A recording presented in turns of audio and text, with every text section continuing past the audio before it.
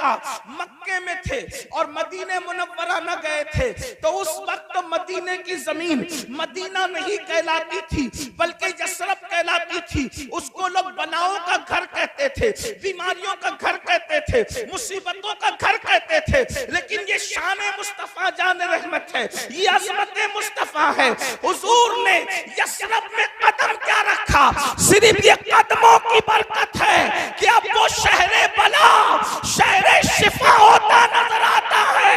अल्लाह अकबर। अब उसको कोई यसरब नहीं कहता, सारी दुनिया उसको मदीना कहती है।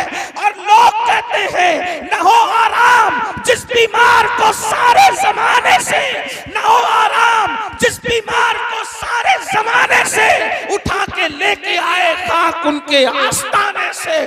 इस दर की हुजूरी ही इस्या की दवा ठहरी है, ज़हरे मुआसी का तैबा ही शिफा खाना। अल्लाह अकबर। अब बताओ वो शहरे दवा नहीं बना, हुजूर के कदम रखने से वो शहरे दवा नहीं बना, शहरे शिफा बना। बेशक। क्यों? इसलिए कि दवा कभी फायदा भी करती है, कभी नुकसान। वाह वाह वाह वाह। दवा कभी फायदा भी करती है, कभी नुकसान भी करती है। इसीलिए तो आप कहते हैं कि दवा का रिएक्शन हो गया, तो दवाओं का रिएक्शन होता है, शिफा कभी रिएक्शन नहीं करती, शिफा तो हमेशा एक्शन ही करती है। तो अल्लाह के नबी के कदमों की बरकत से वो शहर शहरे दवा नहीं बल्कि शहरे शिफा बन गया। दवा के अंदर शिफा मिलेगी या नहीं इम्कान है, लेकिन जहां शिफा हो वहां फायदा ही फायदा है। तो जिसमें हुजूर कदम रखते वो शहरे शिफा हो जाता है। तो जिस दिल में कदम रखते उसमें गुनाह का तसव्वुर कैसा, उसमें का तसव्वुर कैसा, उसमें पाप का तसव्वुर कैसा। इसीलिए उम्मत के मुस्लिहीन ने सबसे बड़ी मेहनत इस बात पे की है कि लोगों के दिलों में इश्क रसूल पैदा किया जाए, लोगों के दिलों में मोहब्बत रसूल पैदा किया जाए। और ये मोहब्बत रसूल नारे वाला नहीं सिर्फ, ये मोहब्बत रसूल रस्म वाला नहीं सिर्फ, बल्कि हकीकत में लोगों के दिल में मोहब्बत पैदा की जाए। अब याद रखें, मोहब्बत और इश्क पैदा करने के लिए अल्लाह अकबर हम थोपते नहीं हैं। पहली बात याद रखना, ऐ मेरी कौम के जवानों, हम हुजूर की मोहब्बत को थोपते नहीं हैं, बल्कि वल्लाह तल्लाह बिल्लाह हुजूर है ही ऐसे जो हुजूर को सुन लेता है, जो हुजूर को सुन लेता है, जो हुजूर को देख लेता है, वो हुजूर से इश्क करने पे मजबूर हो जाता है। अल्लाह की कायनात में इतनी अजीम हस्ती कभी पैदा नहीं हुई, किसी जमाने में पैदा नहीं हुई। अल्लाह अकबर। दुनिया में लोग बहुत आए, जमाने में लोग बहुत आए, मगर अल्लाह अकबर मेरे नबी जैसा दुनिया में कोई आया भी नहीं और आ भी नहीं सकता। खुदा ने उन जैसा किसी को बनाया ही नहीं। अल्लाह अकबर। क्या शान है मुस्तफा जाने रहमत की। अल्लाह अल्लाह। फिर कह रहा हूं, ये मोहब्बत थोपी नहीं जा रही है, बल्कि वाकई हुजूर हैं ही ऐसे, उनसे प्यार किया जाए, उनसे मोहब्बत की जाए। उनकी शान क्या है। अल्लाह अकबर। दुश्मनों ने सुना और उनके सामने सही तारुफ पेश किया कर दिया गया, तो अल्लाह अकबर दुश्मन भी प्यार करने पे मजबूर हो गए। अल्लाह अल्लाह। आज मैं आपको बताऊं, लोग ये जो कहते हैं, आज पूरी दुनिया के अंदर हुजूर के खिलाफ जो मिशन चलाया जा रहा है ताकि लोगों को अल्लाह के रसूल से बदगुमान कर दिया जाए, याद रखना ये बदतरीन ज़बाने मुंह के अंदर खत्म हो जाएगी, लेकिन मुस्तफा जाने रहमत के खिलाफ कोई तहरीक न कामयाब हुई है न कभी कामयाब हो सकती है। मुसलमानों, हमारी जिम्मेदारी है अपने नबी का सही तारुफ कराओ और लोगों को बताओ, लाओ ऐसा कायद जो जान के दुश्मनों को माफ करता हो, लाओ ऐसा कायद जो दुश्मन के लिए अल्लाह अकबर अपनी चादर बिछाता हो, लाओ ऐसा कायद जो गालियां सुन करके दुआएं देता हो, लाओ ऐसा कायद जो जानवरों से भी प्यार का तसव्वुर अता करता हो, लाओ ऐसा कायद अल्लाह अकबर जो इतना बड़ा है, इतना बड़ा है, इतना बड़ा है कि खुदा उसकी रजा चाहता हो और वो पागलों का भी ख्याल करता हो, वो चूटियों का भी ख्याल करता हो, वो मेंढकों का भी ख्याल करता हो। बड़ी माजरत के साथ हमने सबका तारुफ कराया, अपने नबी का सही तारुफ न करा सके। क्यों? इसलिए कि बुरा मत मानना, सबको अपने बाप दादाओं की पड़ी है, नबी का सच्चा तारुफ कौन करा रहा है? मुझे बताएं। जिस दिन हुजूर का सच्चा तारुफ कराने में हम कामयाब हो गए, दुनिया इस्लाम के दामन में पना लेने पे मजबूर हो जाएगी। और अगर किसी के मुकद्दर में ईमान नहीं है, कम अज कम उसके दिल से नफरत का खात्मा तो जरूर होगा। लेकिन हमने सीरतुल नबी कहां पेश की? हमें खुद सीरत नहीं पता है। आइए आपके सामने सीरतुल नबी की कुछ बातें पेश करूं, ताकि आपको पता चले हमारे नबी की अजमत क्या है, हमारे नबी की शान क्या है। और जो लोग सीरत के जलसे करते हैं वो इतने खुशके हैं, वो लोग इतना छोटा दिल रखते हैं कि वो बड़े भाई से ज्यादा नबी को मर्तबा देने के लिए तैयार ही नहीं। वो रसूलुल्लाह को अपने जैसा इंसान ही समझ बैठे हैं और वो उसके दायरे से बाहर ही नहीं निकलना चाहते। तो उनके हवाले हमने सीरत के जलसे कर दिए। सीरतुल नबी का उन्वान है, लेकिन वो सीरतुल इंसान बयान करते हैं। सीरतुल नबी बयान करने का हक सिर्फ अहले सुन्नत को है। बेशक सीरतुल नबी बयान करने का हक सिर्फ अहले सुन्नत को है, इसलिए कि सीरतुल इंसान अलग चीज है और सीरतुल नबी अलग चीज है। सीरतुल नबी में सीरतुल इंसान सिमट आती है, लेकिन सीरतुल इंसान में सीरतुल नबी को आप नहीं समेट सकते, इसलिए कि जो नबी होता है वो इंसान होता है, मगर हर इंसान नबी नहीं होता। इसलिए लोग सीरतुल इंसान लेकर बैठे हैं और सीरतुल नबी की जरूरत है। आप कहेंगे सीरतुल इंसान में और सीरतुल नबी में फर्क क्या है? आप तवज्जो फरमाए। लोग कहते हैं क्या? ये कहते हैं आज ये कि वो तो इतने हमारी तरह इंसान थे, वो तो इतने हमारी तरह इंसान थे कि हलीमा की बकरियां भी चराते थे और वो बकरियों का दूध भी दोते थे। इस तरह कह करके इंसान के दिल में क्या अजमत बैठ सकती है? लेकिन हम कहते हैं अगर बकरी का दूध दोने का जिक्र करना ही लोगों का शौक है तो फिर हमसे भी दूध दोना सुन लो। अल्लाह अकबर। तुम कहते हो कि वो बकरी का दूध दोते थे, हम भी कहते हैं हाँ दोते थे, लेकिन फर्क क्या है? फर्क ये है कि जब वो हिजरत के सफर में सिद्दीक अकबर के साथ चले, सिद्दीक को साथ ले चले, अफसलुल बशर बादल अंबिया बितहकीक सिद्दीक को अपने साथ ले चले। सिद्दीक को भूख में सताया तो सरकार ने एक झोपड़े पे नजर डाली और फरमाया अबू बकर इस खातून से पूछो क्या ये हमारी मेजबानी कर सकती है, क्या ये हमें अपना मेहमान बना सकती है? अल्लाह अकबर। सिद्दीक अकबर उस बुढ़िया के झोपड़े के करीब गए और पूछा मेरे साहिब कहते हैं, ये नहीं कहा मेरे नबी कहते हैं, इसलिए कि मामला राज में रखना था। मेरे साहिब कहते हैं क्या तू हमारी मेजबानी कर सकती है, क्या तू हमारी मेहमानी कर सकती है? उस बुढ़िया ने कहा सारी बकरियां जंगल को गई हैं, मैं तुम्हारी क्या मेजबानी करूं? एक बीमार बकरी पड़ी हुई है और वो बांझ है और वो खड़ी नहीं हो सकती है, वो चलने के काबिल नहीं, वरना वो भी जंगल जाती, वो भी चरती। अल्लाह अकबर। आका ने फरमाया इससे कहो कि यही बकरी हमें दे दे, हम इससे दूध निकाल सकते हैं। सिद्दीक अकबर ने कहा मेरे साहिब कहते हैं ये बकरी हमें दे दे, हम इससे दूध निकाल सकते हैं। उसने हैरत से चेहरे देखे और कहा क्या तुम्हें इस बात का पता नहीं कि बांझ बकरियां दूध नहीं देती? अगर बांझ बकरियां सेहतमंद भी हो तो दूध नहीं देती, दूध देने के लिए बकरी औलाद वाली चाहिए और फिर ये तो बीमार है, ये कैसे दूध दे सकती है? फिर इसरार हुआ। मेरे साहिब कहते हैं मगर हमें बकरी दे दो, हम दूध निकाल लेंगे। उसने चेहरा देखा तो बुढ़िया थी, बुढ़िया देहात में रहती थी। उसके दिल ने कहा ये कोई झूठे का चेहरा नहीं है, ये किसी सच्चे का चेहरा है। सिद्दीक अकबर से कहा उठा लो बकरी।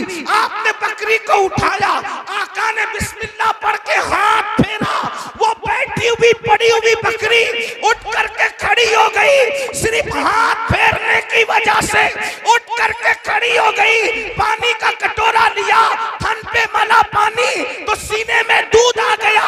फरमाया बर्तन लाओ, उसके बाद दूध निचोड़ा तो दूध जारी हो गया। दूसरा बर्तन लाओ, दूसरा भी भरा, तीसरा बर्तन लाओ, तीसरा भी भरा, चौथा बर्तन लाओ, चौथा भी भरा।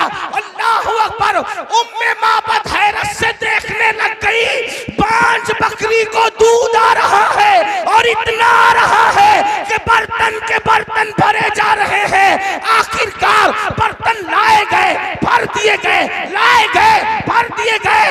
उम्मे माबद ने कहा अब मेरे घर में बर्तन नहीं है।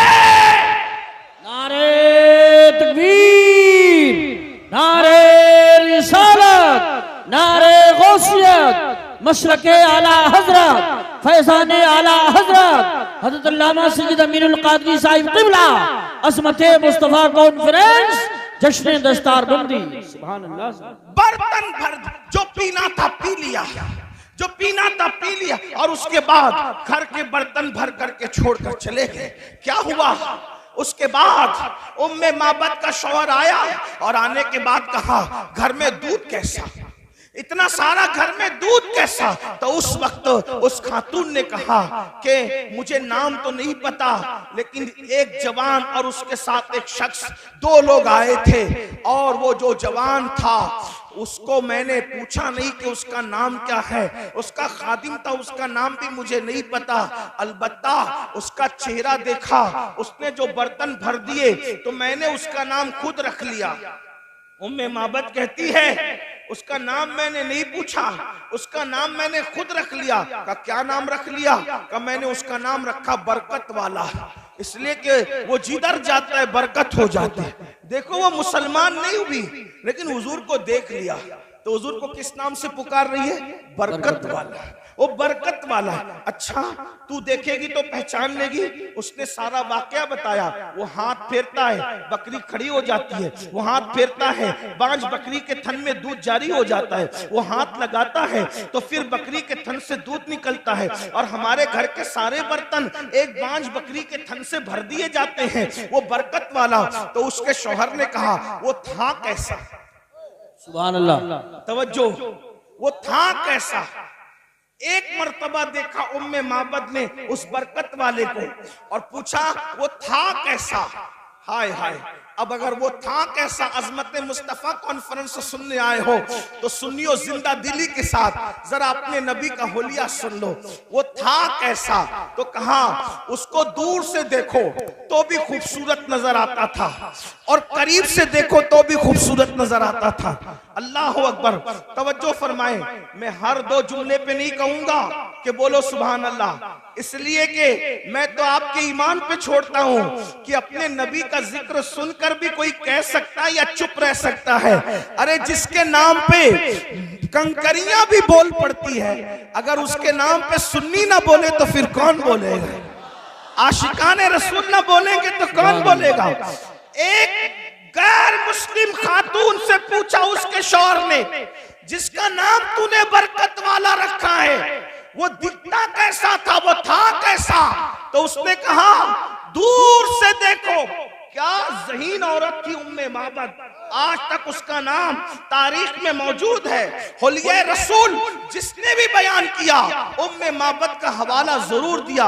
उसने जब कहा कि दूर से देखो तो भी खूबसूरत दिखता था और करीब से देखो तो भी खूबसूरत दिखता था, उसका ये जुमला बड़ा कीमती है। वो सहाबिया हो गई बाद में। आप जानते हैं बहुत सारे लोग दूर से खूबसूरत दिखते हैं, करीब से खूबसूरत वो नहीं दिखते। आप जानते हैं आप बहुत से लोगों को स्टेज पे देखो तो बोलो कि क्या अच्छे हैं हजरत, और स्टेशन पे देखो तो थोड़ा सा आपको कराहत आ सकती है, इसलिए कि जो दूर से खूबसूरत दिखता है वो करीब से भी दिखे जरूरी नहीं होता। चांद दूर से खूबसूरत दिखता है, जो गए आकर कहते हैं वहां तो खड्डे पाया, वहां तो काली मिट्टी पाया। अल्लाह अकबर। आज चांद लोगों की शायरी का उन्वान बना है, मगर दूर से हसीन है, करीब जाने वाले उसको हसीन नहीं कहते। अल्लाह अकबर। कुछ खास लोग होते हैं जो दूर से भी खूबसूरत दिखते हैं और करीब से भी खूबसूरत दिखते हैं। वो देहाती औरत थी, उसने कहा जिसको मैं बरकत वाला कह रही हूँ वो इतना खूबसूरत था कि दूर से भी हसीन था और करीब से भी हसीन। सुभान अल्लाह, नारे तकबीर। मेरे इमाम, अल्लाह, मेरे इमाम या या रसूल, मेरे इमाम अब उस हुस्न को किस तरह बयान करते हैं। कहते हैं सरताब कदम है तने सुल्तान ज़मन फूल, सरताब कदम है तने सुल्तान ज़मन फूल, लब फूल दहन फूल ज़कन फूल बदन फूल। वल्लाह जो मिल जाए मेरे गुल का पसीना, मांगे न कभी इत्र न फिर चाहे दुल्हन फूल। दंदानो लबो जुल्फ रुखे शाह के फिदाई है, दुर्रे अदन लाले यमन मुश्क खुतन फूल। दिल अपना भी शैदाई है उस नाखुने पाका, इतना भी महे नौ पे ना है चरक कुहन फूल। और क्या बात रजा उस चमनिस्तान करम की, ज़हरा है कली जिसमें हुसैन और हसन। सुभान अल्लाह, माशाअल्लाह, वाह वाह। नारे तकबीर, नारे रिसालत, नारे गौसियत, मशरके आला हजरत, फैज़ाने आला हजरत हज़रत अल्लामा सैयद अमीनुल क़ादरी साहिब क़िबला, उलमाए अहले सुन्नत। सुभान अल्लाह, सुभान अल्लाह। उस उम्मे माबद ने कहा वो दूर से भी खूबसूरत था और करीब से भी खूबसूरत। हाय हाय। फिर उसने कहा अल्लाह अकबर, उसके रुखसार बड़े चमकदार थे। रुखसार कहते हैं गालों को। उसके रुखसार बड़े चमकदार थे, उसकी रंगत बड़ी चमकीली थी, उसके होठों में नजाकत थी। अल्लाह अकबर। उसका जिस्म जो है वो कद्दे राना, ना लंबा था ना छोटा था। हुजूर के कद के बारे में हदीस में आया है, हुजूर का कद लंबा भी नहीं था छोटा भी नहीं था, लेकिन कितना भी लंबा आदमी हुजूर के बाजू में आके खड़ा हो जाता तो वो हुजूर से ऊंचा नहीं दिख सकता था। हुजूर पूरे मजमे में सबसे ऊंचे नजर आते थे। सहाबा कहते हैं हुजूर कितने भी ऊंचे के सामने खड़े हो जाए हुजूर ही ऊंचे नजर आते थे। इमाम कहते हैं सारे ऊंचों में ऊंचा समझिए जिसे है उस ऊंचे से ऊंचा हमारा नबी। सारे अच्छों में अच्छा समझिए जिसे है उस अच्छे से अच्छा हमारा नबी। अल्लाह अकबर। हुस्न खाता है जिसके नमक की कसम वो मली है दिलारा हमारा नबी। सुभान अल्लाह, सुभान अल्लाह। उम्मे माबद कह रही है अल्लाह। उम्मे माबद कह रही ना छोटे कद का था ना ऊंचे, इसलिए कि छोटा हो, कोई छोटा हो तो बुरा ना मानना, छोटा हो तो भी खूबसूरत नहीं दिखता ज्यादा, और लंबा हो तो भी बहुत अच्छा नहीं लगता। मियाना कद। हजरत अमीर खुसरो कहते हैं हुजूर का हुस्न बयान करते हैं, कहते हैं परी पैकर निगारे सर्व कद्दे लाला रुखसारे। परी पैकर निगारे। मुझे पता है इस पर आपको बहुत लोगों को समझ नहीं आएगी, लेकिन इश्क से सुनोगे तो सब समझ आएगी। परी पैकर निगारे सर्व कद्दे लाला रुखसारे, सरापा आफते दिलबूद शब जाए के मन बूदम। और मेरे इमाम कहते हैं कुमरी ने गुल उनको कहा, सुभान अल्लाह, बल्कि बुलबुल ने गुल उनको कहा। हर मखलूक अपने सब्जेक्ट पर उनको देख रही है। क्या बुलबुल ने गुल उनको कहा, कुमरी ने सर्वे जा फसा, हैरत ने झुंझला कर कहा ये भी नहीं वो भी नहीं। सुभान अल्लाह, सुभान अल्लाह। बुलबुल कह रहा है ये गुल है, हुजूर को देख के कह रहा है ये गुल है, और कुमरी कह रही है ये सरू का दरख्त है, ये सर्व है, इनका कद्दे अक़दस सरू के दरख्त की तरह है, लेकिन हैरत को गुस्सा आ रहा है और वो कह रही है नहीं नहीं, वो गुल भी नहीं है और वो सरू भी नहीं है। क्यों? इसलिए कि तवज्जो, गुल क्यों नहीं है, वो गुल क्यों नहीं है, सरू क्यों नहीं है? इसलिए कि गुल तो बाग में होता है, गुल तो चमन में होता है, सरू तो बाग में होता है, मगर हुजूर किसी बाग में नहीं, बल्कि सारा बाग हुजूर में। तवज्जो, हुजूर बाग में नहीं है, हुजूर बाग में नहीं, सारा बाग हुजूर में। और इमाम उसको कितनी अच्छे अंदाज से बयान करते। लोग कहते हैं आप लोगों की गुफ्तगू अहमद रजा के बगैर पूरी क्यों नहीं होती। हम कहते हैं अहमद रजा की तरह कोई बात भी करता हो 14वीं सदी में तो उसको भी लाकर बता दो, हम उसी तरह बात करेंगे, उसी को कोट करेंगे। वाह वाह वाह, कैसा बयान किया। उर्दू अदब के ऊपर 14वीं सदी में मेरे इमाम का एहसान है। लोग तो अपनी लैलाओं की जुल्फ और रुखसार की बातों में उलझे हुए थे। वो अहमद रजा है जिसने फन्ने शायरी को भी कलमा पढ़ाकर मुसलमान किया। वाह वाह वाह वाह, उसे अहमद रजा कहते हैं। ये कोई मुबालगा नहीं है, हकीकत है। देखो किस तरह की बात की है। अल्लाह अकबर, तवज्जो फरमाए। कहते हैं वो गुल है लबहाए नाजुक उनके। अब मैं जमीन वालों से मुखातब नहीं हूं, मिंबर पर अगर अहले इल्म के साथ अहले इश्क है तो मैं उनकी भी दुआएं चाहता हूं। अहमद रजा कहते किसको है? रजा बरेली कहते, रजा बरेलवी कहते किसको है? क्या वो गुल है लबहाए नाजुक उनके, हजार झड़ते हैं फूल जिनसे। वो गुल है लबहाए नाजुक उनके, फूल से कभी फूल नहीं झड़ते, फूल से कभी फूल नहीं झड़ते। लेकिन ये क्या लबहाए नाजुक फूल है कि वहां फूल से फूल झड़ रहे हैं। वो गुल है लबहाए नाजुक उनके, हजार झड़ते हैं फूल जिनसे। गुलाब गुलशन में देखे बुलबुल, ये देख गुलशन गुलाब में। अगर पूरा गुलशन गुलाब में देखना हो तो ज़ाते मुस्तफा जाने रहमत को देख लिया जाए।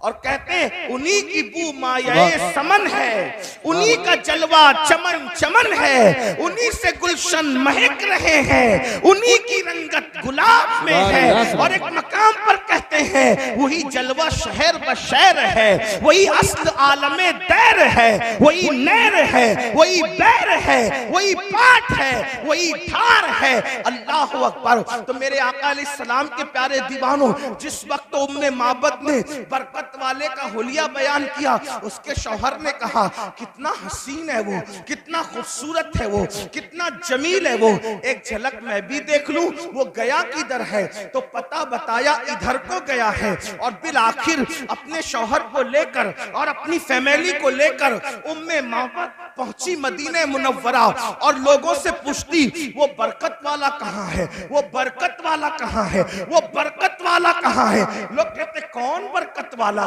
कौन बरकत वाला। अब बता भी नहीं पाती कि कौन है, क्योंकि अपना नाम उसने अपनी मर्जी से खुद हुजूर का नाम रख लिया था बरकत वाला। लेकिन अल्लाह अल्लाह, अचानक बरकत वाला ढूंढ रही थी। सिद्दीक अकबर किसी काम से जा रहे थे, दिख गए। शौहर का वो देखो उसका साथी है, उस जवान का साथी वो शख्स है। वहां पहुंचे और पूछा अबू बकर सिद्दीक से, वो तेरा बरकत वाला साहिब किधर है? आप मुस्कुरा पड़े। अच्छा आप मिलना चाहती हैं? ले करके गए। और उसके बाद जैसे ही पहुंचे उम्मे माबद के शौहर ने देखा और देख के कहा वल्लाह ये किसी झूठे का चेहरा नहीं, ये तो सच्चे का चेहरा है। और फिर कहा आप क्या कहते हैं? तो जो कहा कलिमा पढ़ के वो सब के सब मुसलमान हो गए। अंदाजा फरमाए मेरे आका अलैहिस्सलाम के प्यारे दीवानों, असल में हमें अपने बच्चों को हुजूर की अजमत बतानी होगी, हमें अपनी नस्लों को हुजूर की सीरत बतानी होगी। एक आखिरी बात इस उन्वान से करता हूं, फिर एंड की तरफ चलते हैं। जरा तवज्जो करना। देखो आजकल लोग अजीब अजीब सी बातें करते हैं, अजीब बातें लोग करते हैं। और ये जितनी बातें हो रही है गलत सलत क्यों हो रही है पता है? सिर्फ हसद में, बुग़्ज़ में, सिर्फ लोगों को हुक्मरानी का भूत सवार है दुनिया में, इसलिए लोग ऐसी बातें कर रहे हैं, लेकिन हकीकत से कोई ताल्लुक नहीं। हुजूर जितने अच्छे, सही सीरत पेश करो, कैसे हुजूर है, देखिए हुजूर की शान क्या है, हुजूर की सीरत क्या है। तवज्जो करो, ध्यान से सुनो, किसी को बताने काम आएगा। कहते हैं जब अल्लाह के रसूल अलैहिस्सलाम ने मक्के की सरजमीन पर नबूवत का ऐलान किया, ऐलान नबूवत किया, तो मक्के के घर घर में झगड़ा हो गया। ऐलान नबूवत से झगड़ा हो गया क्योंकि वो कुछ लोग गलती पर थे, उनके बच्चे सच्चाई पर आए, उन्हें दुख हुआ। सच्चाई को लोग जल्दी कबूल नहीं करते, सच्चाई कबूल करने में वक्त लगता है, लेकिन सच्चों को मेहनत करनी पड़ती। सच्चाई कबूल करने में वक्त जाता है, सच्चों को मेहनत करनी पड़ती है, कुर्बानियां देनी पड़ती है। जब आप सच्चे हो तो आप मेहनत क्यों नहीं करते, आप कुर्बानियां क्यों नहीं देते, आप सीरतुन नबी को आम क्यों नहीं करते, पास पड़ोसियों को रसूलुल्लाह के वाकयात क्यों नहीं सुनाते, अपने बच्चों को हुजूर के वाकयात क्यों नहीं सुनाते। मक्के की जमीन है, नफरतों का माहौल है, तूफान बदतमीजी बपा की गई है।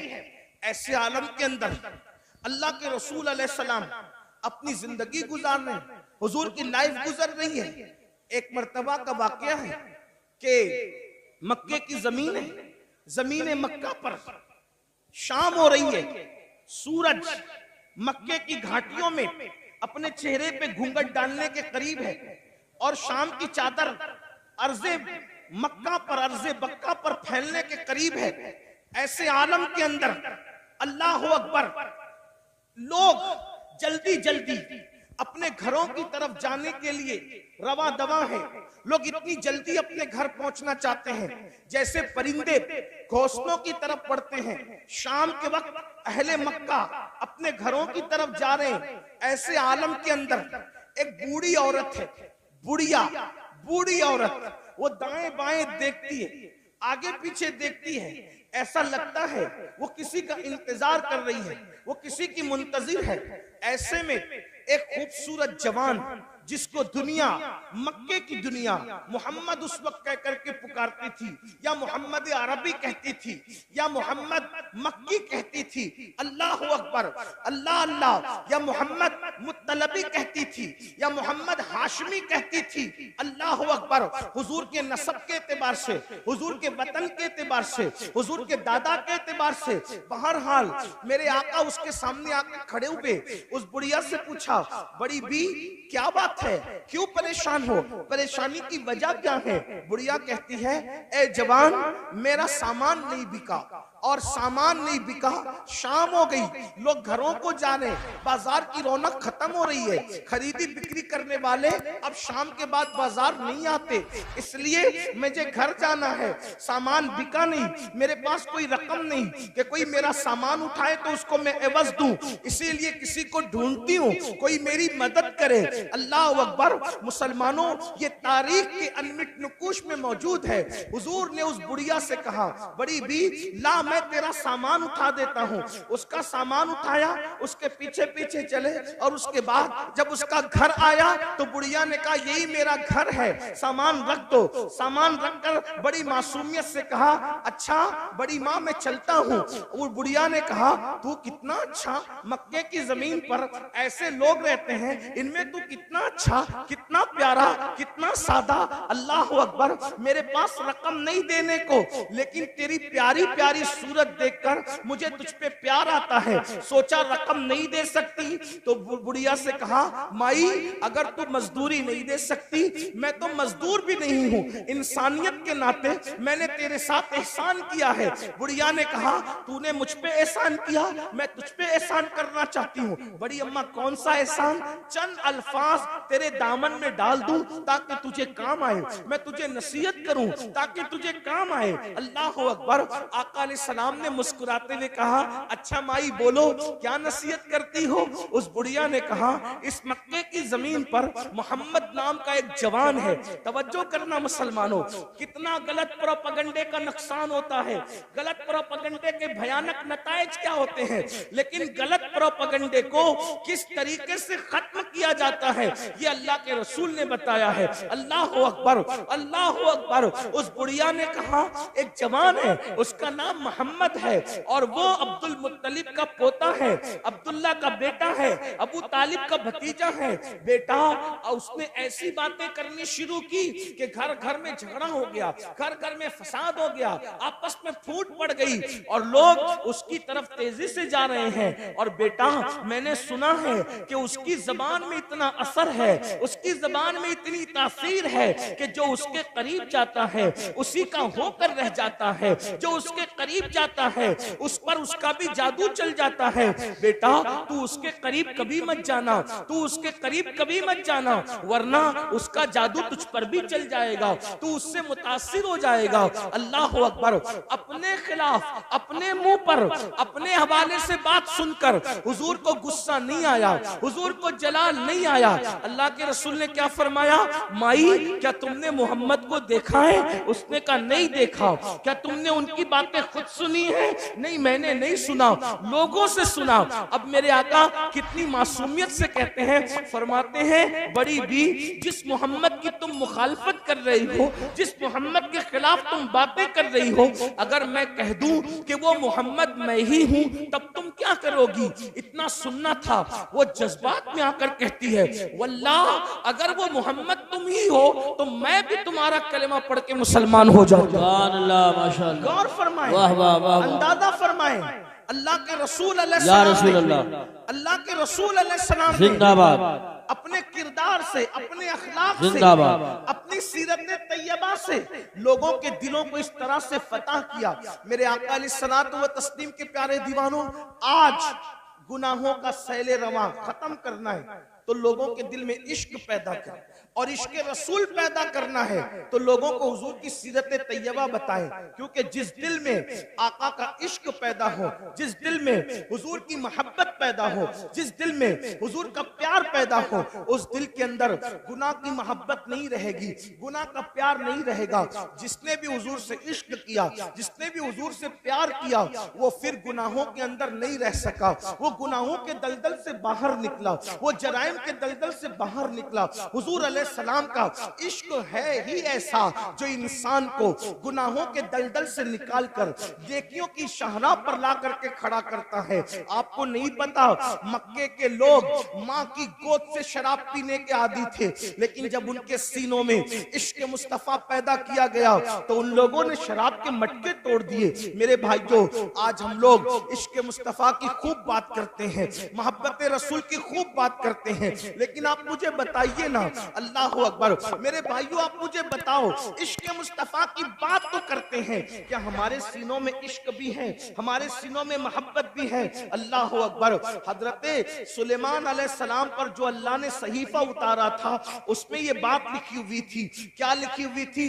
कि जिसको हम देखते हैं कि उसके दिल में हमारी मोहब्बत की बजाय गुनाह की मोहब्बत होती है उसके दिल में, तो हम अपनी मोहब्बत उससे छीन लेते हैं। अल्लाह अकबर। यानी जो गुनाह से प्यार करे उसके दिल में अल्लाह रसूल की मोहब्बत कभी जगह कर ही नहीं सकती। अब आप अपने दिलों को टटोलिए मेरे भाइयों, अपने सीनों को टटोलिए, क्या हमारे सीने में इश्क मुस्तफा है या फिर गुनाह की मोहब्बत है? याद रखिए, अगर हमारे सीने में गुनाह की मोहब्बत न होती तो हम लोग क्या चोरी करते? हम में से कोई चोरी करता? हमारी कौम के अंदर कोई चोर होता? अगर हमारे सीने में गुनाह की मोहब्बत न होती तो क्या हमारी कौम के अंदर कोई जानी होता, कोई शराबी होता, कोई ताश के पत्ते खेलने वाला होता, कोई माँ की नाफरमानी करने वाला होता, कोई माँ के खिलाफ बातें करने वाला होता, कोई बाप के खिलाफ बातें करने वाला होता? देखो आज के नौजवान इश्क मुस्तफा की बात भी करते हैं। जब मेरे जवान कहते हैं अल्लाह अकबर, गुलामी रसूल में मौत भी कबूल है, हम कहते हैं मेरे भाई अभी मौत की और मरने की जरूरत नहीं है, नबी की गुलामी गुलामी में अभी मरने की जरूरत नहीं है, अभी नबी की गुलामी में सिर्फ जिंदगी गुजार दो, ये बड़ी बात है। आप मुझे बताएं, जो कौम नबी की गुलामी में जिंदा नहीं रह सकती, वो कौम नबी की गुलामी में मौत क्या कबूल कर सकती है? मेरे भाई, दाढ़ी रखने तो तुझे शर्म आती है, और कुर्ता पाजामा पहनने तो तुझे शर्म आती है, और टोपी पहनने तो तुझे शर्म आती है, मस्जिद में जाने को तो तेरा दिल नहीं चाहता। तो जो नबी के इश्क में, नबी की मोहब्बत में जिंदगी नहीं गुजार सकता, वो नबी की मोहब्बत में मर क्या सकता है? नारे लगा करके खुद परेशान ना हो, दूसरों को परेशान ना करो। मेरे अजीज, जिंदगी गुजार लो इश्क रसूल में, यही बहुत बड़ी बात है। और जो इश्क रसूल में जिएगा वो कभी किसी की हक तलफी नहीं करेगा। आप बार बार सारी बातें सुनते हैं लेकिन भूल क्यों जाते हैं? देखिए, इश्क मोहब्बत के अंदर एक नाम है हजरत सैयदना उवैस करनी का। हम उनको इश्क मोहब्बत का इमाम कहते हैं। मैं वाकया नहीं बयान करूंगा, इशारा दूंगा। तफसील के साथ में हजरत उवैस करनी की जिंदगी कभी पढ़ चुका हूं, लेकिन आपसे पूछता हूं, अंदाजा फरमाए, उवैस करनी के लिए एक तरफ दीदारे रसूल है, यानी हुजूर का दीदार है, और दूसरी तरफ माँ की खिदमत है। उवैस करनी ने हुजूर का दीदार नहीं किया बल्कि माँ की खिदमत की, क्योंकि हजरत उवैस जानते थे कि दीदार के बगैर भी कोई आशिक हो सकता है, दीदार के बगैर भी कोई आशिक हो सकता है, लेकिन नाफरमान होकर कोई सच्चा आशिक नहीं हो सकता। इसलिए आपने माँ की खिदमत को तरजीह दी। जब माँ की खिदमत को तरजीह दी तो सिला क्या मिला? सिला ये मिला कि अल्लाह के रसूल अपना नुमाइंदा भेजकर उवैस के पास कहलवाते हैं कि उवैस से कहना कि वो मेरी उम्मत के लिए मगफिरत की दुआ करे। जाने दुआ जिससे दुआ करवा रहे हैं वो उवैस करनी है, और उम्मत को हजरत उवैस करनी की शान बता रहे हैं। क्यों? और फिर पूछा गया उवैस करनी को ये मर्तबा क्यों मिला? तो फरमाया माँ की खिदमत की वजह से। आज आशिक रसूल कहलाने वाले मेरे भाई, मुझे बताएं कितने लोग माँ की खिदमत करते हैं? अपने आप में डूब के सोचो, कितने लोग माँ की खिदमत करते हैं? कितने लोग अपने अब्बा की खिदमत करते हैं?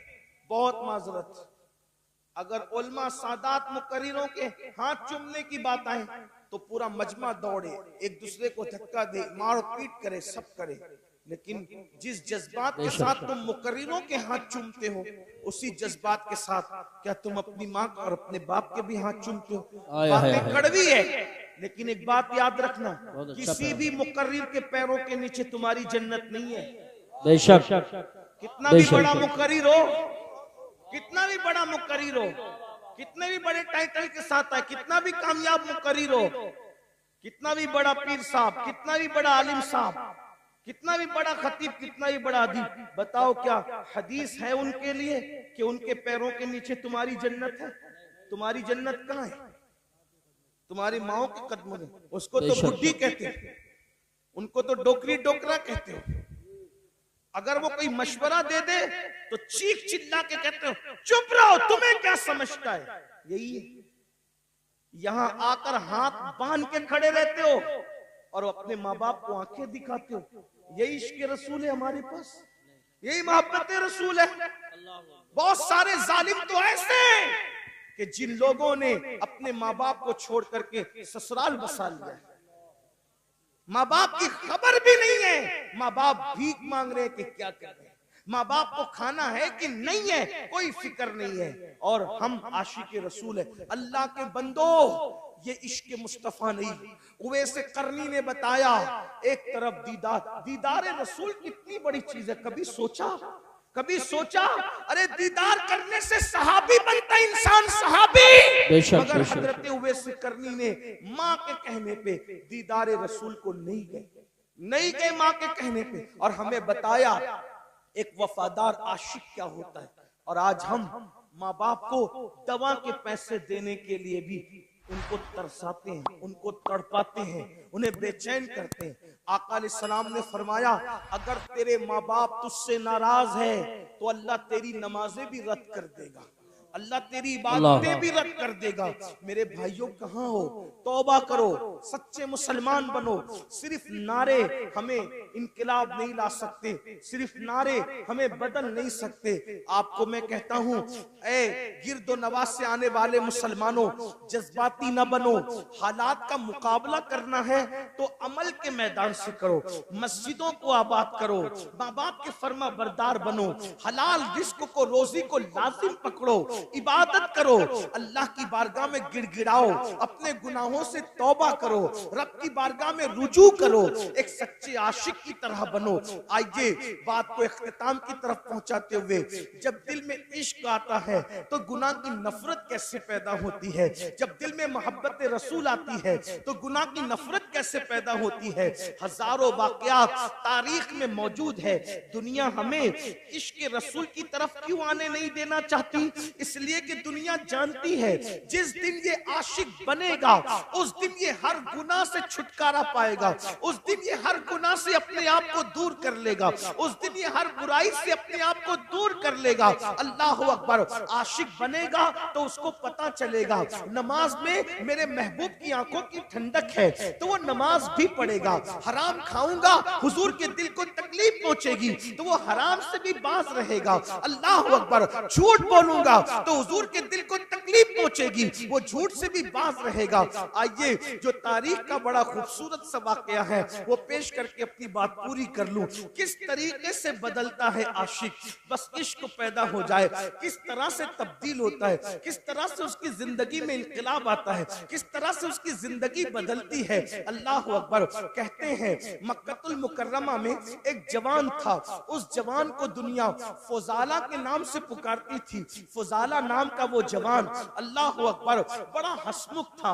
हंसमुख उसकी आदत थी, हंसी मजाक उसकी आदत थी, और वो लोगों से दिल लगी करता रहता था, हंसी मजाक करता रहता था। और अल्लाह अकबर, उसका हाल ये था कि एक लड़की मक्के में बड़ी खूबसूरत थी, उसका दिल उस लड़की से लग गया था। और जवानी थी, जवानी का शबाब था, जवानी का जोबन था, उसने लड़की से प्यार कर लिया, मोहब्बत कर लिया, और लड़की के इश्क में वो मुब्तला हो गया। जब लड़की के इश्क में मुब्तला हुआ तो उसकी आदत थी वो रोजाना एक मर्तबा दिन में काबतुल्लाह के तवाफ को जाता था। और फिर उसकी आदत ये थी जाते वक्त भी वो उस लड़की के साथ बैठकर हंसी मजाक करता था, और आते वक्त भी उस लड़की के साथ वो हंसी मजाक करता था। अल्लाह अकबर। एक दिन फुजाला का मुकद्दर उरूज पर था, ओज पर उसका मुकद्दर था। जाते वक्त खूब हंसी मजाक हुई, दीवार शिकन के कहे लगे, और उसके बाद जैसे ही फुजाला नाम के उस जवान ने हरमे काबा में कदम रखा, मताफे हरम में कदम रखा, तो उसने क्या देखा? एक खूबसूरत जवान है जो पूरे इन्हिमाक के साथ, खुशू व खुजू के साथ सर को झुकाकर तवाफे काबा में मसरूफ है। फुजाला ने गौर से देखा, तो गौर से देखने के बाद समझ में आया ये कोई और नहीं है, ये तो मोहम्मदुर रसूलुल्लाह है, ये तो मुस्तफा जाने रहमत है। इतना देखने के बाद उसके दिल में ख्याल आया कि अल्लाह अकबर, ये अकेले काबे का तवाफ कर रहे हैं और कोई नहीं देख रहा है। अगर मैं इनको इस वक्त कत्ल कर दूं तो मक्के वाले खुश होकर मुझे बहुत इनाम देंगे, मुझे माला माल कर देंगे। वो आया और आने के बाद हुजूर के साथ साथ चलने लगा।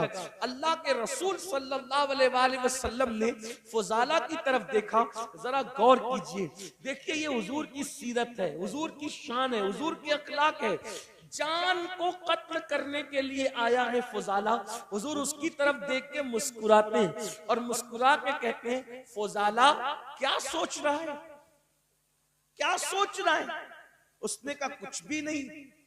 फुजाला कहता है कुछ भी नहीं। आका ने फरमाया, क्या तू ये नहीं सोच रहा है कि मोहम्मद तो अकेले हैं, उन्हें कत्ल कर दूंगा तो मक्के वाले इनाम देंगे? और फरमाया ऐसे नहीं सोचते, कमर में खंजर बांधा हुआ है और मेरे कत्ल के इरादे से आए, ऐसे नहीं सोचते, ऐसे नहीं सोचना। और उसके बाद उसके सीने पे हाथ मारा और हाथ मार के कहा इस तरह नहीं सोचते।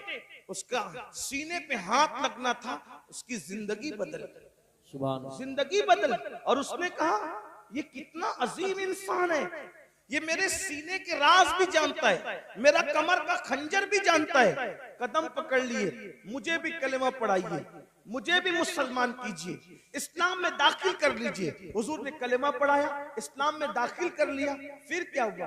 फुजाला ने कहा, या रसूल अल्लाह, आप अब से थोड़ी देर पहले सबसे ज्यादा किसी से नफरत थी तो आप, और कलेमा पढ़ लिया हूं तो अब सबसे ज्यादा मेरा कोई महबूब है तो आप। सुभान अल्लाह। आपसे बड़ा अब मेरा कोई महबूब नहीं है, आपसे ज्यादा अब मैं किसी को नहीं चाहता। अब मेरी तमन्ना ये है, एक तवाफ आपके साथ करना चाहता हूं, अगर इजाजत हो तो।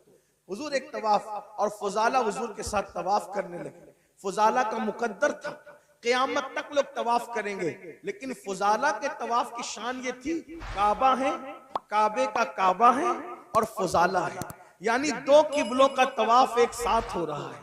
अगर आप इसको मस्ती की नजर में देखें तो काबा और काबे का के साथ तवाफ काबा हो रहा है। जब तवाफ हो गया, फुजाला अपने घर की तरफ जाने लगे। अब फुजाला सहाबी हो गए, आशिक रसूल हो गए, घर की तरफ जाने लगे। आए थे तो लड़की से हंसी मजाक कहे वगैरह करके अब जा रहे आशिक बन के, सहाबी बन के। जैसे ही उस लड़की का घर आया, फुजाला का सर झुक गया। लड़की इंतजार कर रही थी खड़ी कि रोजाना आते भी मजाक होती थी, जाते भी होती थी। जाते तो हो गई, अब फुजाला आ रहा है, करता क्या है? तो जैसे ही फुजाला सर झुका करके जाने लगे, उस लड़की ने आवाज दी, फुजाला, ओ फुजाला, फुजाला इधर देखो। आपने वहीं खड़े होके कहा कि नहीं, अब मैं तेरे काम का नहीं रहा। फुजाला ने क्या कहा? अब मैं तेरे काम का नहीं रहा। उस लड़की ने कहा, क्यों? मजाक ज्यादा हो गई, कोई तकलीफ हो गई, कुछ हो गया, बताओ, इजाला करें। तो क्या कहा? नहीं, जब तक के मेरे दिल में आमिना का लाल नहीं बसा था, मैं हर कसो नाकस से दिल लगा लेता था, लेकिन अब मेरे दिल में इश्क रसूल पैदा हो गया है, इसलिए अब मेरे दिल में किसी नाजायज मोहब्बत की जगह नहीं है। अब मैं तेरे काम का नहीं रह गया। अंदाजा फरमाए, जिंदगियों में यूं इनकलाब आया है। आपसे मैं पूछता हूं, हम तो पैदाइशी मुसलमान है, पैदाइशी आशिक रसूल है, हमने तो लोरियां भी सुनी है नातों में। आप बताएं, फिर हमारे दिलों में नाजायज मोहब्बतें क्यों हैं, गुनाहों की मोहब्बतें क्यों हैं? वजह सिर्फ ये है, हम रस्मी और इस्मी आशिक रसूल है, हमें हकीकी आशिक रसूल बनने की जरूरत है। मेरे भाइयों, मुझे बताओ ना, आखिर वो कैसा आशिक होगा जो अपने नबी के दिल को तकलीफ पहुंचाएगा, अपने महबूब के दिल को तकलीफ पहुंचाएगा? वो रसूल जो पूरी पूरी रात हमारे लिए दुआएं करते हैं, आज हम उस रसूल की नाफरमानी कर रहे हैं, उनकी बात नहीं मान रहे। मुसलमानों, बताओ अल्लाह के रसूल के दिल पे क्या गुजरती होगी? ये मेरी माएं और बहनें मौजूद हैं, ये बहनें बगैर दुपट्टे के घर से निकलती हैं, हुजूर के दिल पे क्या गुजरती होगी? ये बहनें नमाजें नहीं पढ़ती है, सीरियल देखती है, फिल्में देखती है। मर्दों के साथ अगर अल्लाह ने दौलत दे दी है तो पार्कों में घूमने के लिए बेपर्दा जाती है। बताओ तो सही, ये दीन का गुलशन कितनी मेहनतों से सजाया गया है, ये दीन का गुलशन कितनी कुर्बानियां दी गई है। जब ये दीन का गुलशन सजा है, अगर आज मुसलमान इस एहसास से आरी हो जाए तो बताइए, फिर मुसीबतें नहीं तो क्या, फिर तकलीफें नहीं तो क्या, फिर अल्लाह अकबर तबाही नहीं तो क्या, फिर बर्बादी नहीं तो क्या? याद रखिए, अपने नबी से सच्चे दिल से जुड़िए। जो रसूलुल्लाह से सच्ची मोहब्बत करता है, वो कसरत से अपने नबी का जिक्र करता है, उसकी पहली निशानी है वो कसरत से अपने नबी का जिक्र करता है। बताइए, क्या हम अपने आका का जिक्र कसरत से करते हैं? अरे कसरत तो जाने दीजिए, कई कई दिन हो जाते हैं हम कलमा भी नहीं पढ़ पाते। बताइए, ये हाल है, पूरी पूरी जिंदगी कुरान को हाथ भी नहीं लगाते। मेरे भाइयों, कैसे मुसलमान हो आप? ये सोचते हो हम मुसलमान हैं इसलिए हम पर मुसीबतें आ रही है, हम मुसलमान इसलिए मुसीबत नहीं आ रही है, हम सच्चे मुसलमान नहीं है इसलिए मुसीबत आ रही है। मेरे भाइयों, हमें जेल भरने की तहरीकें शुरू करने की जरूरत इसलिए पेश आ रही है कि हमने मस्जिदें भरने की कोशिश नहीं की। अगर हमने मस्जिदें भरने की कोशिश की होती तो हमें ये दिन देखने ही नहीं पड़ते। अगर हमने मस्जिदें भर दी होती तो हमें ये दिन देखने ही नहीं पड़ते। अल्लाह अकबर, सोचिए, गौर कीजिए, हम सारी चीजों का मामला इस्लाम के सर डालते हैं कि तकलीफ है तो इस्लाम की वजह से, मुसीबत है तो इस्लाम की वजह से तकलीफें हैं तो इस्लाम की वजह से नहीं, अपने किरदार की वजह से सारी मुसीबतें हैं। इस्लाम तो आपको इज्जत देने आया था, इस्लाम ने किसी को जलील नहीं किया, इस्लाम तो इज्जत देने आया था, इस्लाम तो वकार देने आया था, इस्लाम तो शान देने आया था। एक नाम बता दो, बस बात खत्म करते हुए कह रहा हूं, इस मजमे में अगर कोई तारीख का तालिब इल्म है, कोई पढ़ा लिखा है, तो मैं उसको चैलेंज करता हूं, मजमे को नहीं पूरी दुनिया को चैलेंज करता हूं, एक नाम ऐसा बता दो जो सच्चा मुसलमान हुआ हो और इस्लाम की वजह से वो जलील हो गया हो। एक नाम मुझे बताओ, सिर्फ एक नाम मुझे बताओ जो इस्लाम की वजह से जलील हुआ हो। अल्लाह अकबर। आप तो बड़े मशहूर वाकयात सुनने के आदी है ना, आपको बहुत सारे वाकयात याद है ना, मुझे बताओ इस्लाम का दामन पकड़कर इस्लाम की वजह से कोई जलील हुआ हो तो बता दो। इस्लाम की वजह से कोई जलील नहीं हुआ। अगर इस्लाम की वजह से कोई जलील होता तो पहले नंबर पर मुसलमान होने वाले अबू बकर सिद्दीक जलील होते, लेकिन वो जलील नहीं हुए। उनको कितनी इज्जत मिली। अगर वो टाट पहन ले तो जिब्रील भी टाट पहनते नजर आते हैं और आसमान के फरिश्ते टाट पहनते नजर आते हैं। अगर इस्लाम की वजह से कोई जलील होता तो उमर इब्ने खत्ताब जलील होना चाहिए था, उस्मान गनी को जिल्लत मिलनी चाहिए थी, मौला अली को जिल्लत मिलनी चाहिए थी, मगर तारीख गवाह है इनमें से किसी को जिल्लत नहीं मिली। जब इन्होंने इस्लाम का दामन पकड़ा, अल्लाह ने इनको ऐसी इज्जतें अता फरमाई कि अल्लाहु अकबर, अरब के बोरिया नशीन कैसर और किस्रा के ताजदार बनते हुए नजर आए। तो पता चला आपकी हमारी सोच क्या है पता है? कपड़े से इज्जत मिलती है, मोबाइल से इज्जत मिलती है, और उसके बाद अच्छी बाइक से इज्जत मिलती है, और शेविंग कराने से इज्जत मिलती है। ये सब भूत सवार है, इसलिए जलील हो रहे हो। लेकिन याद रखना, इज्जत सिर्फ इस्लाम से मिलती है। अगर आप इजाजत दें तो तारीख का एक खूबसूरत वाकया पढ़ के बात पूरी कर लो। इज्जत इस्लाम कपड़ों से नहीं, इज्जत इस्लाम से मिलती। आपने सुना है, बहुत बार सुना है, सुन ले उसको। क्या तारीख है? जब बैतुल मुकद्दस फतह करने के लिए लश्कर इस्लाम पहुंचा तो वहां के राहिब ने कहा कि हम तुम्हारे अमीर को चाबियां देंगे, बुलाओ तुम्हारे अमीर। अल मुख्तसर ये कि फारूक आजम को खत लिखा। जब फारूक आजम को खत लिखा तो फारूक आजम के पास सिर्फ एक ही ऊँटनी थी, एक ऊँटनी थी, और मुसलमानों का अमीर एक मुल्क से दूसरे मुल्क का सफर कर रहा है। अमीरुल मोमिनीन, न कोई फौज है, न कोई हटो बचो वाला मामला है, कुछ नहीं, अकेला अमीर सफर कर रहा है और साथ में गुलाम है। खुद की एक ही ऊँटनी है और एक ऊँटनी के साथ सफर हो रहा है। फिर क्या हुआ? अल्लाहु अकबर। और फिर किस शान से सफर हुआ?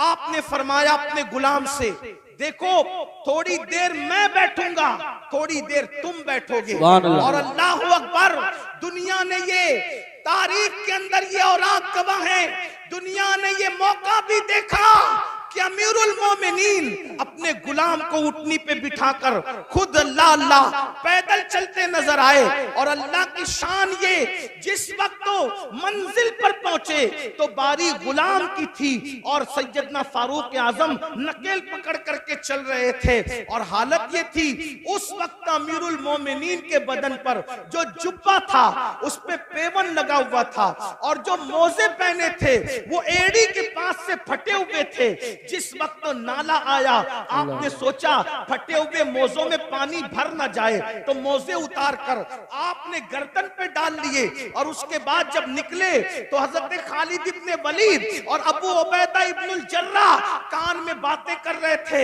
अमीरुल मोमिनीन ये क्या कर रहे हैं? अरे मोजे पैर में थे तो फटापन छुपा हुआ था। इतने लोग इस्तिकबाल के लिए आए हैं, मुस्लिम भी है, गैर मुस्लिम भी है, यहूदी भी है, ईसाई भी है, मुशरिक भी है, सब देखने आए कि मुसलमानों का अमीर कैसा है। और इन्होंने फटे हुए मोजे कंधे पे डाल लिए, गुलाम को बिठा दिया। लोग इस्तेकबाल करने के लिए आगे बढ़े। उनको यूं लगा कि जो नकेल पकड़ के चल रहा है वो गुलाम है और जो सवारी पे बैठा है वो इमाम है। लेकिन जब इस्तेकबाल के लिए लोग आगे बढ़े जो नहीं पहचानते थे, तो खालिद इब्न वलीद और अबू उबैदा इब्न जर्राह ने कहा वो आका नहीं है हमारा, ये हमारा अमीर तो ये है जो नकेल पकड़ के चल रहा था। तो लोगों ने पूछा इसको क्या हो गया? तो तब बताया गया इनकी मिल्कियत में एक ही ऊँटनी थी और गुलाम को साथ लाए। तो इंसाफ का तकाजा ये था कि जितनी देर ये बैठेंगे उतनी देर गुलाम भी बैठेगा, और जितनी देर गुलाम पैदल चलेगा उतनी देर ये पैदल चलेंगे। और बारी इसकी थी, अल्लाह अकबर, चुपके से किसी जवान ने कान में कहा अमीरुल मोमिनीन इतने लोग इस्तेकबाल के लिए आए हैं, पेवन वाला जुब्बा पहना है, फटा हुआ मोजा कंधे पे डाल लिया है, आपने क्या किया? तो आपने गुस्से में कंकर उठाए और उठा करके उन पे मारते हुए फरमाया का हुजूर अलैहिस्सलाम के पर्दा फरमाने को अभी एक सदी भी नहीं बीती और तुम इतनी जल्दी तुम्हारी सोच बदल गई, इतनी जल्दी तुम्हारी फिक्र बदल गई, इतनी जल्दी तुम्हारे ख्यालात बदल गए। फरमाया वल्लाह हमें इज्जत कपड़ों की और सवारी की वजह से नहीं मिली है, हमें इज्जत इस्लाम की वजह से मिली है, नबी की वफादारी की वजह से मिली है। जब तक हम इस्लाम का दामन पकड़े रहेंगे और हुजूर से वफादारी करते रहेंगे उस वक्त तक अल्लाह हमें इज्जत अता फरमाता है। आप मुझे बताएं, अल्लाह अकबर, जब चाबियां दी गई तो साथ ही साथ वो ईसाई मुसलमान भी हुए और कहा उमर अगर लाओ लश्कर के साथ आते तो सिर्फ चाबियां देते, लेकिन उमर तुम इस्लाम की सादगी के साथ आए हो तो हमने चाबियां बाद में दी है, पहले हमने तुम्हें अपना दिल दे दिया है। और वो कलेमा पढ़ के मुसलमान हो गए। मुसलमानों बताओ आज जितनी दिलचस्पी बाइक में लेते हो, जितनी दिलचस्पी अच्छे कपड़े में लेते हो, जितनी दिलचस्पियां अच्छे कीमती जूतों में लेते हो, जितनी दिलचस्पियां हटो और बचों में लेते हो, उतनी दिलचस्पी इस्लाम पर अमल करने में लो। फटे कपड़े पर भी तुम्हें इज्जत मिलेगी, अल्लाह अकबर, पैदल चलने पर भी तुम्हें इज्जत मिलेगी, तुम्हें वकार मिलेगा। गुर्बत के बावजूद भी दुनिया तुम्हारे कदमों में अपना सर रखने पे मजबूर हो जाएगी। अल्लाह अल्लाह, मुझे बताओ सरकार गरीब नवाज के पास कौन सी दौलत थी, कौन सी हुकूमत थी, कौन सी ताकत थी, मगर खिलजी से लेकर अकबर आजम तक सब गरीब नवाज के कदमों में अपना सर रख करके बता रहे हैं अल्लाह अकबर। बादशाह शान वाला नहीं होता, जिसके पास दीन होता है वो शान वाला होता है। इसलिए ये दिमाग से भूत निकाल दो, बैठ के पानी पिएंगे तो जलील होंगे, एयरपोर्ट पर नमाज पढ़ेंगे, सफर में नमाज पढ़ेंगे, अल्लाह अकबर, तो जलील होंगे। नहीं, मुसलमान सच्चे नहीं है इसलिए जलील हो रहे, और जमीन पे जलील हो रहे हो, जमीन के अंदर भी जलील होने के लिए तैयार रहो। इसलिए सच्चे मुसलमान बनो। दीन का दामन जिसने पकड़ लिया उसको इज्जत ही मिली, उसको कामयाबी ही मिली, उसे वकार ही मिला। आज की इस महफिल में आपको पैगाम दिया जाता है दीन को सीने से लगाओ, कुरान की तालीम को आम करो। दस्तारबंदी का जलसा है, कुरान की तालीम को आम करो। अपने बच्चों को इतना इल्म दो कि तुम्हारे बच्चे फर्ज उलूम क्या है, ईमान क्या है, कुफ्र क्या है, दीन क्या है, दीन के खिलाफ क्या है, सब तुम्हारे बच्चों को आना चाहिए। हमारे बच्चों को तो कलमा भी नहीं आता, हमारे बच्चों को तो गुस्ल करना भी नहीं आता, हमारे बच्चों को तो इस्तिंजा का तरीका भी नहीं आता। इसलिए जितने उलूम फर्ज है, एक मुसलमान को जितना इल्म सीखना फर्ज है, इतना इल्म अपने बच्चों को दो, अपनी बच्चियों को दो। और साथ ही साथ दुनियावी तालीम पर भी मेहनत करो। 10वीं और 12वीं से अपने बच्चों को, बच्चियों को ड्रॉप आउट मत कर लो, उठा मत लो, बल्कि अपने बच्चों को, अपनी बच्चियों को आला तालीम दो, दुनियावी तालीम, आला तालीम दो। इतनी अच्छी तालीम दो कि आपके बच्चा, कोई भी बच्चा डिग्री के बगैर न रहने पाए, हर बच्चे को डिग्री दो।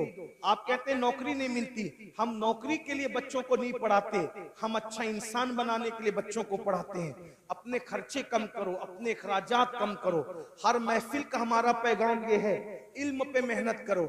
और एक पैगाम ये भी है, शादियों में लाखों करोड़ों खर्च करने की बजाय वो लाखों रुपये जो वो स्कूल कॉलेजेस बनाने पे खर्च करो। मस्जिदों के मीनार बहुत ऊंचे बनाकर करोड़ों रुपया खर्च करने की बजाय वो करोड़ों रुपये तालीम गाहों पे खर्च करो। क्योंकि मस्जिद का ऊंचा मीनार हमारा कोई फायदा नहीं कर सकता, लेकिन अगर हमने तालीम गाहें मजबूत बनाई तो उससे अच्छे इंसान पैदा होंगे। हमारे यहाँ इमारतों की अहमियत नहीं है, हमारे यहाँ अच्छे इंसानों की अहमियत है। तो दानिशगाहें बनाओ। और मुसलमानों को अल्लाह ने इतनी दौलत से नवाजा है कि एक एक मुसलमान एक एक इदारा बना सकता है। बल्कि जो मालदार है, मैं तो उनको मशवरा देता हूं कि 4 फैक्ट्री डालने की बजाय 3 फैक्ट्री डालो, और 1 फैक्ट्री की बजाय एक अच्छा स्कूल बनाओ। क्योंकि स्कूल अच्छा बिजनेस भी है और अच्छी कौम की खिदमत भी है। ऐसा नहीं कि स्कूल से पैसा नहीं कमा सकते, स्कूल से भी आप पैसा कमा सकते हैं, लेकिन अच्छा क्या होगा कि तालीम भी आम होगी और आपका अच्छा बिजनेस भी होगा। बहुत मालदार लोग हैं आपके आसपास में, बहुत मालदार भाई। जलसे पर जब आप लोग लाखों रुपया खर्चा करते हो तो इमारतों पे क्यों नहीं खर्च कर सकते? मैं समझता हूं कि मुरादाबाद जिला में जितने जलसे होते हैं, अगर उसका साल का आप तखमीना निकाल लें तो अरबों रुपए जाएंगे, करोड़ों नहीं अरबों रुपए जाएंगे। मेरी अपनी मालूमात के मुताबिक कोई शब ऐसी नहीं गुजरती जब इतना बड़ा जलसा आपके यहाँ नहीं होता। रोज जलसे होते हैं, रोज होते हैं जलसे। तो आप लाखों रुपए जो जलसों पे खर्च करते हो, मैं ये नहीं कह रहा कि जलसे बंद कर दो, ऐसा नहीं, मेरी बात का बुरा मत मानना, गलत मतलब मत निकाल। जलसे करो, जलसे करो, लेकिन जलसे से ज्यादा अहमियत इमारतें बनाओ, तालीम को आम करो। लोग तालीम महंगी कर रहे हैं, तुम तालीम सस्ती करो ताकि अपने बच्चों को हर बंदा पढ़ा सके। अपने बाप के नाम से, अपने बाप के नाम से मस्जिदों में कुरान रखने की बजाय अपने बाप के नाम से बच्चों की फीस भर दिया करो इसाले सवाब के लिए। इसलिए कि इन उलमा से पूछो कि जब मस्जिद में अब्बा के इसाले सवाब के लिए कुरान रखते हैं, वो बरसा बरस हो जाते हैं, सैकड़ों कुरान थप्पी में रखे हुए हैं, कोई उनको हाथ तक नहीं लगाता। मस्जिद के अंदर 10-20 कुरान के सिवा और ज्यादा कुरान की जरूरत नहीं है, इसलिए कि तिलावत करने वाले कितने हैं। बड़ी माजरत के साथ मैं किसी की बेइज्जती नहीं करने आया, लेकिन मेरे भाइयों दीनदार लोग भी मस्जिद में कुरान खोल के कुरान नहीं पढ़ते, ये हालात हैं। तो फिर आप अपने अब्बा के इसाले सवाब के लिए कुरान क्यों मस्जिद में रखते हो? वो तो थप्पी में रखे होते हैं ना। तो आप इसाले सवाब के लिए ये भी कर सकते हो। आप उलमा से पूछिए, उलमा बताएंगे मेरी बात की। अगर ये तायद करें तो करें, अच्छी बात है, नहीं कर सकते अगर ये तायद तो ये मेरी इस्लाह कर दें। इसाले सवाब का मतलब क्या है? कोई भी सवाब का काम करो और उसका इसाल किसी की भी रूह को कर दो तो उसको सवाब तो मिलेगा।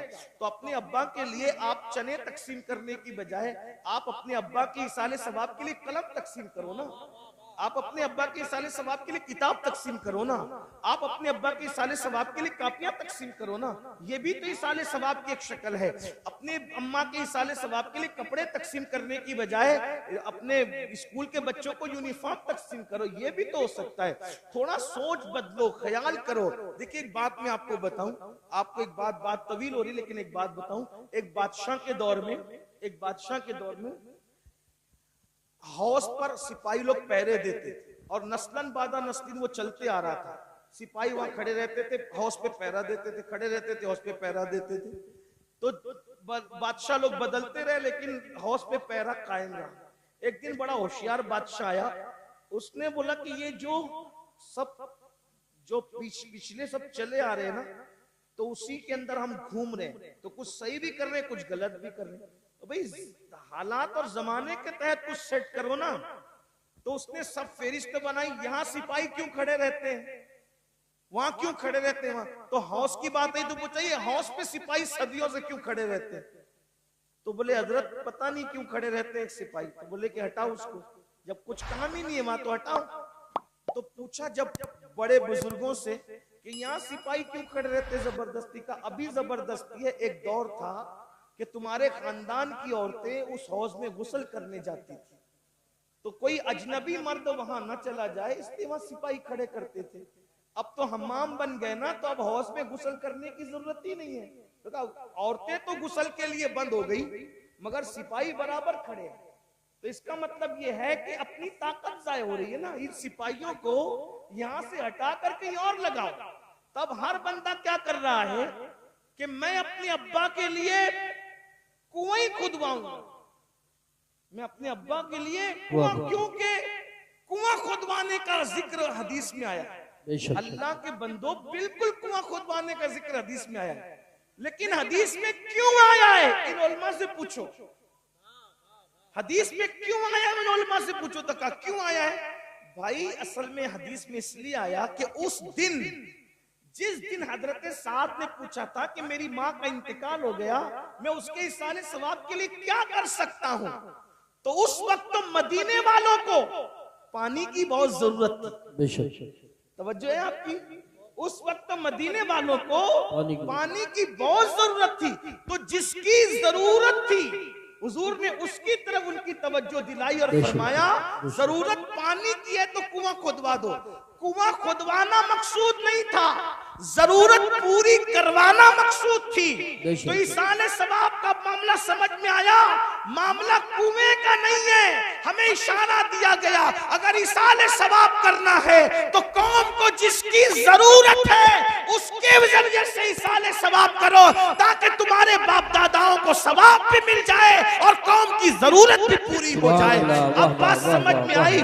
तो उस वक्त तो कुएं की जरूरत थी, आज हमारी कौम को तालीम की जरूरत है। किसी दौर में कौम को रोटी की जरूरत थी, आज हमारी कौम को यूनिफॉर्म की जरूरत है कि बच्चों का स्कूल का यूनिफॉर्म हम तकसीम करें लिबास की शक्ल में। कल हमारे जो है वो लोगों को पान या चने की जरूरत थी तो बुजुर्गों ने वो तकसीम कराया, आज हमारे बच्चों को कलम की जरूरत है, इसलिए ये तकसीम होना चाहिए। मतलब ये है कि इसाले सवाब का जो तसव्वुर है वो कौम की जरूरत के मुताबिक है, इसलिए जैसी जरूरत है वैसे के मुताबिक करो। ये मैंने एक अपना छोटा सा जो है वो कोशिश करके एक मुताला पेश किया है।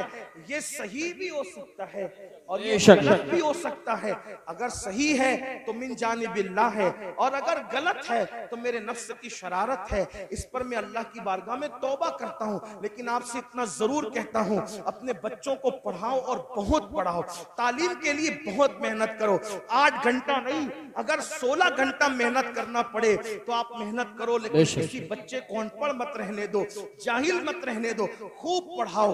अगर लोगों के कंधे से कंधा मिलाकर जीना है, लोगों के कंधे से कंधा मिलाकर खड़े होना है, लोगों के साथ साथ चलना है, तालीम के बगैर नहीं चल सकते। तालीम हासिल करके लोगों की जरूरत बन जाओ, लोगों की जरूरत बन जाओ, लोगों के पीछे तुमको फिरना ना पड़े। इतनी सलाहियत पैदा कर लो लोग तुम्हारे पीछे पीछे फिरे, और कोशिश करोगे तो कोई मुश्किल नहीं है, कोई बईद नहीं है। हर दौर में मुसलमान इल्म का इमाम हुआ है, इस दौर में भी ये मसनद आपको संभालनी है। माओ से कहता हूं गुर्बत का बहाना न करो, तुम हौसला करोगी, अपने शौहर का साथ दोगी तो तुम्हारा शौहर तुम्हारा साथी बनकर बच्चों को आगे पढ़ाएगा। अल्लाह पाक से दुआ करता हूँ अल्लाह सबसे पहले मुझे आप सबको अमल की तौफीक अता फरमाए। गुफ्तगू के दरमियान अगर कोई गलती हो तो अल्लाह पाक माफ फरमाए। अस्तगफिरुल्लाह रब्बी।